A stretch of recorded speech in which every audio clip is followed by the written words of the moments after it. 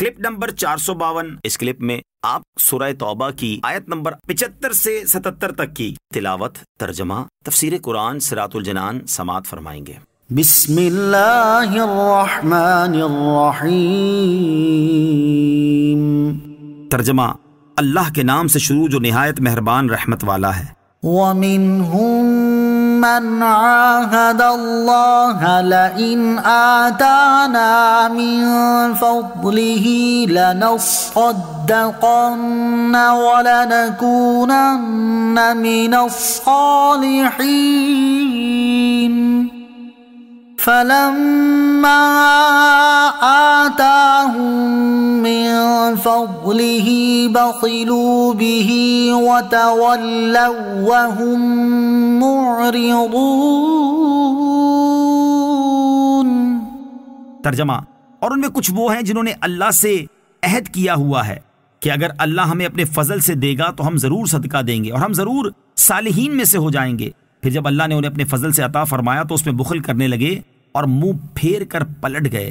وَمِنْهُمْ مَنْ عَاهَدَ اللَّهُ، اور ان میں کچھ وہ ہیں جنہوں نے اللہ سے عہد کیا ہوا ہے۔ شان نزول، ایک شخص ثعلبہ نے رسول کریم علیہ الصلوۃ والسلام سے درخواست کی کہ اس کے لیے مالدار ہونے کی دعا فرمائے۔ حضور اکرم علیہ الصلوۃ والسلام نے فرمایا، اے ثعلبہ، تھوڑا مال جس کا تو شکر ادا کرے اس بہت سے بہتر ہے جس کا شکر ادا نہ کر سکے۔ دوبارہ پھر ثعلبہ نے حاضر ہو کر یہی درخواست کی اور کہا، اسی کی قسم جس نے آپ کو سچا نبی بنا کر بھیجا کہ اگر وہ مجھے مال دے گا تو میں ہر حق والے کا حق ادا کروں گا۔ حضور اقدس علیہ الصلوۃ والسلام نے دعا فرمائی، چنانچہ اللہ تعالیٰ نے اس کی بکریوں میں برکت فرمائی اور اتنی بڑی کہ مدینہ میں ان کی گنجائش نہ ہوئی۔ تو ثعلبہ ان کو لے کر جنگل میں چلا گیا اور جمعہ و جماعت کی حاضری سے بھی محروم ہو گیا۔ حضور پرنور علیہ الصلوۃ والسلام نے اس کا حال دریافت فرمایا تو صحابہ کرام علیہم رضوان نے عرض کیا کہ اس کا مال بہت کثیر ہو گیا ہے اور اب جنگل میں بھی اس کے مال کی گنجائش نہ رہی۔ نبی کریم علیہ الصلوۃ والسلام نے فرمایا کہ ثعلبہ پر افسوس۔ پھر جب حضور اقدس علیہ الصلوۃ والسلام نے زکوٰۃ کے وصول کرنے والے بھیجے تو لوگوں نے انہیں اپنے اپنے صدقات دیے۔ جب ثعلبہ سے جا کر انہوں نے صدقہ مانگا تو اس نے کہا، یہ تو ٹیکس ہو گیا، جاؤ میں پہلے سوچ لوں۔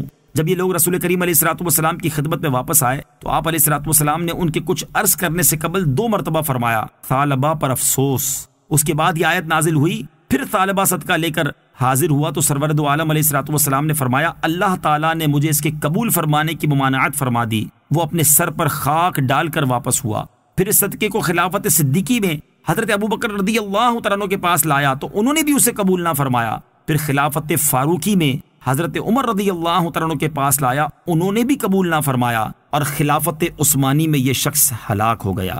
ثعلبہ کی توبہ کیوں قبول نہ ہوئی؟ ثعلبہ کی توبہ اس لیے قبول نہیں ہوئی کہ اس کا توبہ کرنا اور رونا دھونا دل سے نہ تھا، بلکہ لوگوں کے درمیان اس کے مردود ہونے کی وجہ سے جو ذلت ہو رہی تھی وہ اس سے بچنے کے لیے واویلا کر رہا تھا۔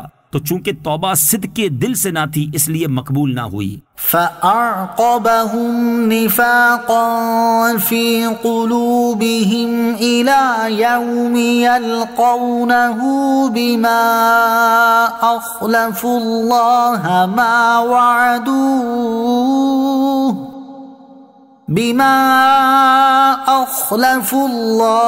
مَا وَعَدُوهُ وَبِمَا كَانُوا يَكْذِبُونَ۔ ترجمہ، تو اللہ نے انجام کے طور پر اس دن تک کے لیے ان کے دلوں میں منافقت ڈال دی جس دن وہ اس سے ملیں گے، کیونکہ انہوں نے اللہ سے وعدہ کر کے وعدہ خلافی کی اور جھوٹ بولتے رہے۔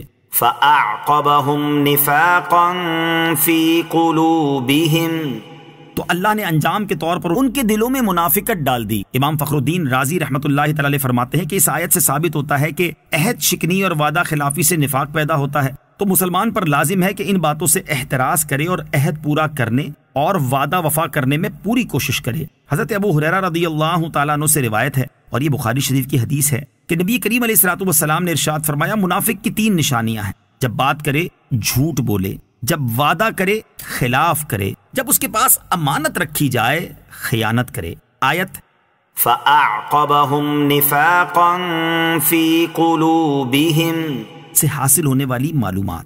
اس آیت سے مزید 4 باتیں یہ معلوم ہوئیں۔ نمبر 1، بعض گناہ کبھی بد عقیدگی تک پہنچا دیتے ہیں۔ نمبر 2، غریبی میں خدا عز و جل کو یاد کرنا اور امیری میں بھول جانا منافقت کی علامت ہے۔ نمبر 3، آدمی کا ایمان و تقوی سے محروم ہو جانا بھی عذاب الہی ہے۔ نمبر 4، حضور علیہ الصلوۃ والسلام سے وعدہ کرنا اللہ تعالیٰ سے وعدہ کرنا ہے، کیونکہ ثعلبہ نے حضور علیہ الصلوۃ والسلام سے وعدہ کیا تھا۔